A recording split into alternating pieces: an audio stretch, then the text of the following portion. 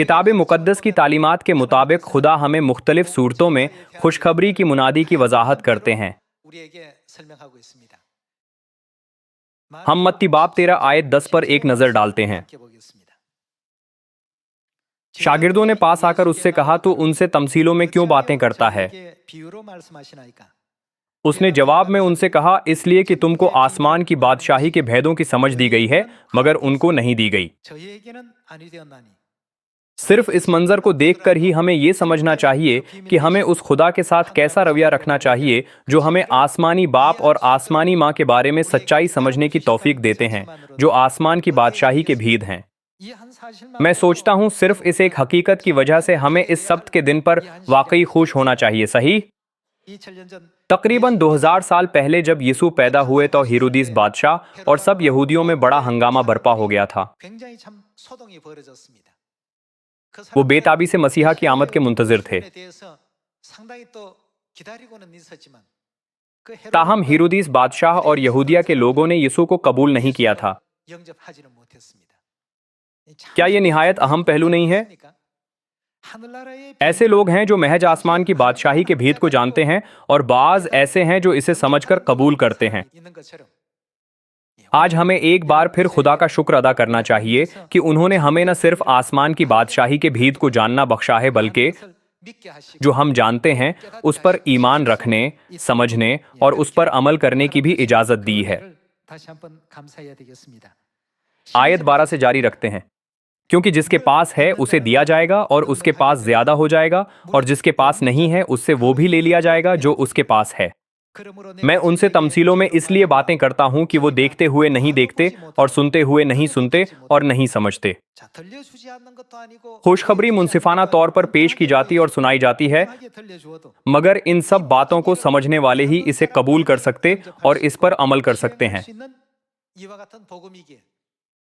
अपने कोलाओं में दर्द होने के बावजूद याकूब ने आसमान की कोई बरकत नहीं खोई थी, ये कहते हुए कि चाहे मुझे कितनी ही तकलीफ क्यों ना हो, अगर आपने मुझे बरकत न दी तो मैं आपको हरगिज जाने नहीं दूंगा।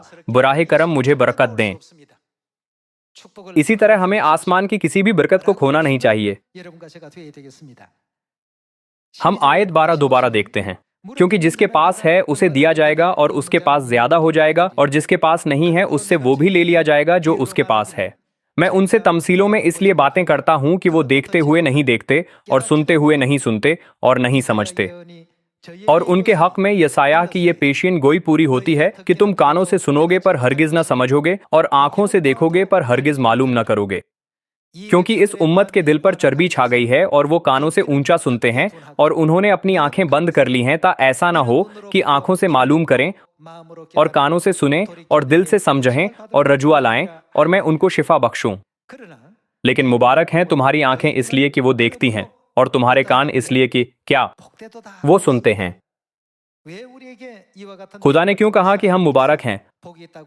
आयत 17 पढ़ते हैं, क्योंकि मैं तुमसे सच कहता हूं कि बहुत से नबियों और रास्तबाजों को आरजू थी कि जो कुछ तुम देखते हो देखें मगर ना देखा, और जो बातें तुम सुनते हो सुने मगर ना सुनी। अब हमारे पास बहुत सी हिकमत और इल्म है। यीशु की पहली आमद पर इब्तदाई कलीसिया के नबी और मुकद्दिसीन खुदा बाप और खुदा माँ के बारे में इस खबर को देखने या सुनने के मुश्ताक थे जो इस जमाने में जाहिर होंगे, मगर वो ऐसा न कर सके। इसके बावजूद क्या उनका ईमान मजबूत नहीं था? हम आयत 18 से जारी रखते हैं, बस बोने वाले की तमसील सुनो। जब कोई बादशाही का कलाम सुनता है और समझता नहीं, तो जो उसके दिल में बोया गया था उसे वो शरीर आकर छीन ले जाता है। ये वो है जो राह के किनारे बोया गया था। और जो पत्थरीली जमीन में बोया गया, ये वो है जो कलाम को सुनता है और उसे फी अल्फौर खुशी से कबूल कर लेता है, लेकिन अपने अंदर जड़ नहीं रखता बल्कि चंद रोजा है, और जब कलाम के सबब से मुसीबत या जुल्म बर्पा होता है तो फी अल्फौर ठोकर खाता है। और जो झाड़ियों में बोया गया, ये वो है जो कलाम को सुनता है और दुनिया की फिक्र और दौलत का फरेब उस कलाम को दबा देता है और वो बेफल रह जाता है।